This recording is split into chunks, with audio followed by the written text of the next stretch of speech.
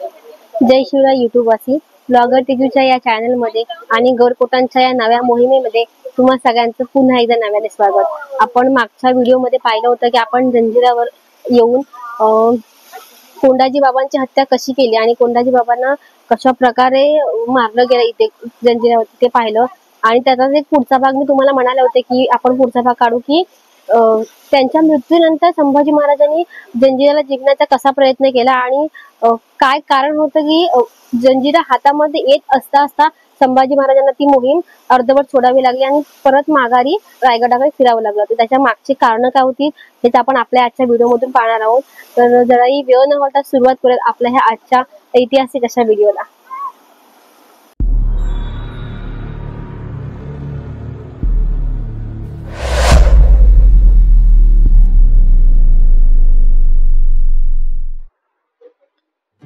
छत्रपती संभाजी महाराजांनी आखलेल्या योजनेप्रमाणे कोंडाजी फर्जन जंजिऱ्यावर जाऊन दारुगोळ्याचे कोठार उडवणार होते। दुर्दैवाने कोंडाजी फर्जन पकडले गेले। इकडे संभाजी महाराज दारुगोळ्याच्या कोठाराचा धमाका ऐकण्यासाठी आतुरले होते, पण त्याच्याऐवजी कोंडाजींच्या शरीराच्या चिंधड्या उडवणाऱ्या धमाक्याचा आवाज त्यांच्या कानावर पडला। आणि त्याच वेळी संभाजी महाराजांनी सिंहासारखी डरकाळी फोडली। जंजिरा मोहीम स्वतः हाती घेतली। मराठ्यांच्या तोफा सज्ज झाल्या। तोफेतून गोळे सुटू लागले। जंजिरा पाण्यात डगमगू लागला। नगारखाना कोसळला। सिद्धीचे सारे महाल आडवे झाले। मराठ्यांच्या तोफांच्या दणक्याने बलाढ्य जंजिरा पूर्णतः उद्ध्वस्त होऊ लागला होता। सिद्धी खैरत जीव मुठीत घेऊन पळू लागला। सिद्धी समजून चुकला होता। संभाजी महाराज आता आपल्याला सोडणार नाही। सिद्धी खैरत काही साथीदारांना घेऊन एका किल्ल्यावरीलच टेकडी मागे लपून बसला आणि अचानक तोफेचा गोळा समोरून आला। सिद्धीच्या काळजाचा ठोकाच चुकला। पाणी पाणी होऊ लागले।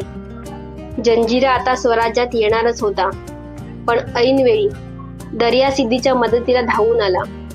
समुद्राला भरती आली आणि मराठ्यांना मागे सरकावे लागले, पण थांबतील ते संभाजीराजे कसले। मराठ्यांचा जन्मच विजांच्या कडकडाटात आणि ढगांच्या गडगडाटात झालेला आहे। संभाजीराजे मावळ्यांना म्हणाले, आपण आगीशी खेळणारी माणसं, पाण्याला घाबरणार नाही। आता काहीही झालं तरी मागं फिरायचं नाही। आणि त्याच वेळी संभाजी महाराजांना एक विलक्षण युक्ती सुचली, ज्याप्रमाणे रामायणामध्ये प्रभू श्री रामचंद्रांना सुचली होती। लंकेवर स्वारी करताना प्रभू श्री रामचंद्रांनी समुद्रावर सेतू बांधला होता। संभाजी महाराजांनी सुद्धा दर्यावरती सेतू बांधण्याचा निर्णय घेतला आणि लगेचच अंमलबजावणीला सुरुवात झाली। दर्यात सेतू बांधायचा म्हणून कापसाच्या गादी, लाकडी ओंडके, भले मोठे दगड समुद्रात टाकू लागले। बघता बघता सेतू तयार होऊ लागला, पण समुद्राच्या लाटा सेतू बांधू देईनात। लाकडाचे ओंडके किनाऱ्यावर येऊ लागले। कापसाच्या गाद्या बाहेर फेकल्या जाऊ लागल्या, पण थांबतील ते शंभूराजे कसले आणि हार मानतील ते मराठे कसले। मोठ्या चिवटपणे काम चालूच ठेवले आणि उसळत्या सागरामध्ये 800 मीटर पर्यंत सेतू त्यावेळेला उभा राहिला।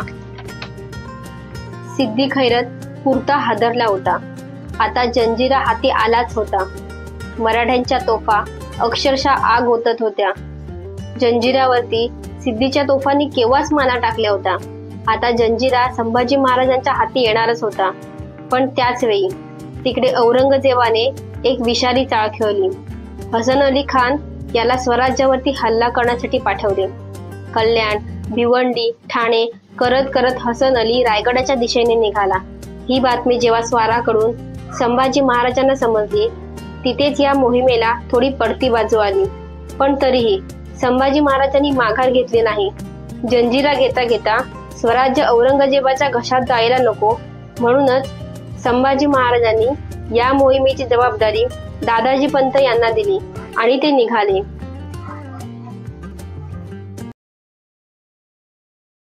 तर आपण पाहिलं की कोंडाजी बाबांच्या मृत्यूनंतर कशा प्रकारे संभाजी महाराजांनी प्रयत्न केले जंजिरा घेण्यासाठी आणि अगदीच ते जंजिरापर्यंत पोहोचले होते. काही वेळातच किंवा काही क्षणामध्ये त्यांना तो जंजिरा ताब्यात मिळणार होता.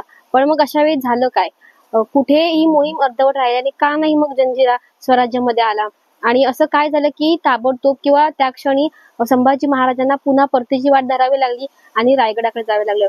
तर झालं असं की त्याच वेळी संभाजी महाराजांना स्वाराकडून जी बातमी समजली, ती बातमी एवढी धक्कादायक होती की औरंगजेबाने सिद्धीच्या मदतीला औरंगजेब धावून आला.